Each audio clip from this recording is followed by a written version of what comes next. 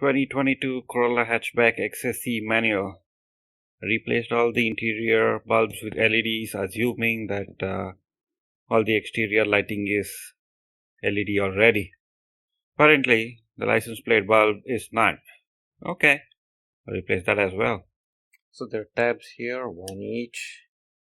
It looks like I should be able to just push it in and pull it down. Yeah, there it is. Can do the other one too.